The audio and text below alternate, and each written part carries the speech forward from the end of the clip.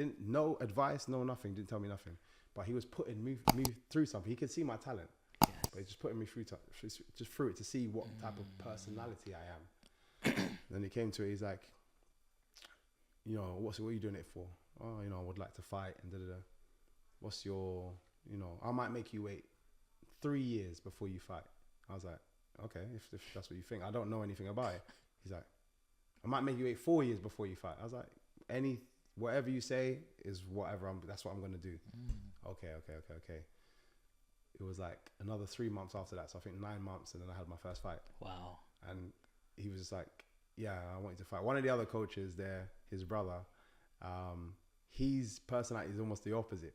So he can't hide his excitement. Right. So when I'm sparring, he's in the side like, oh my God, like jump, because I'm doing crazy kicks and stuff. Whereas my head coach is just sitting there like this. Okay, take your stuff off, go back.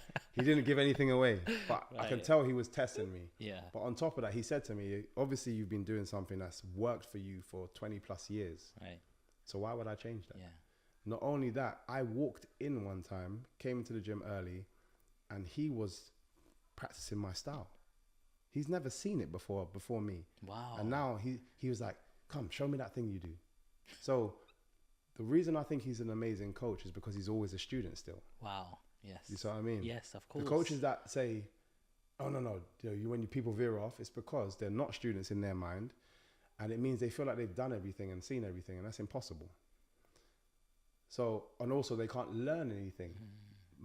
Every industry constantly changing. Sometimes it goes full circle. Always, what was jiu-jitsu might have been successful back in the day.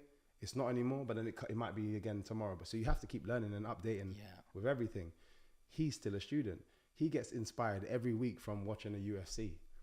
He'll watch a UFC on the weekend. He'll watch a Bellator on the weekend. He'll watch this on the weekend. Come back, okay, guys, we need to work on this because I've just seen these guys are doing this trick now. That's amazing, like, because what we're talking about is a fixed mindset and a growth mindset. Growth mindset is important. And so many of us like, no, that's not for me. That won't work. This and even I'm a mentor to certain people, and I try to unlock because I know it can work, and people won't listen. And the people who are sometimes even older, they go, oh, I like what you did there. How do I do that? They're the ones who end up unlocking stuff. 100%. And that's exactly what you're talking about. Sometimes I feel with a lot of coaches, sometimes it's fear because it's like, I'm supposed to be the coach, but I don't know that arena. So I'm scared to try to navigate you because I don't understand it, which is why he went online. He could tell me more fighters' names than I could. And I was in the sport.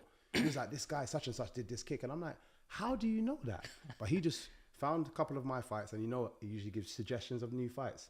So Brilliant. He's talking about this guy, Raymond Daniels, and then that guy, and then this guy, and this guy. And he's like, oh yeah, I've seen this guy do that. Who's this guy? And he was fascinated with it. He's like, because it works. I know it works because I've just put you in blind and you've managed to survive. Yeah. So it works. So, okay, cool. I need to understand what that is. Now, that style, he's now taken it on and he's asked me to teach Joe, John Hathaway. John Hathaway was in the UFC at the time. Show John Hathaway how to do that bounce. Oh, okay. I'm like, Jesus, this is the UFC guy, but you're asking me to show him. Okay, now show these guys. Now he's teaching everybody. We had KSI trains in our gym. He's fighting on the weekend. His last fight, he did a shot exactly the same way I throw the shots. Wow. It's because my influence now from my coach has now been spread to the gym. So this is part of everybody that's in there now. You know what I mean? But it takes a coach that has that kind of mindset and is first and foremost a student. Yeah. That's how it works. How does that make you feel? Someone's using your shot in that ring and it works, like, because it's not about you anymore.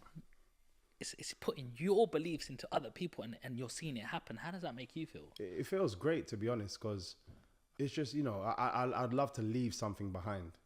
And I feel like I've already done that whilst I'm still going in my own career. Seeing people absorb that style that a lot of people frown upon. And the reason I say frown upon is because it's semi-contact, they call it. That's the term. I call it point fighting, but it's semi-contact. So because it's not, again, based on the power element of kickboxing, people don't appreciate it as much.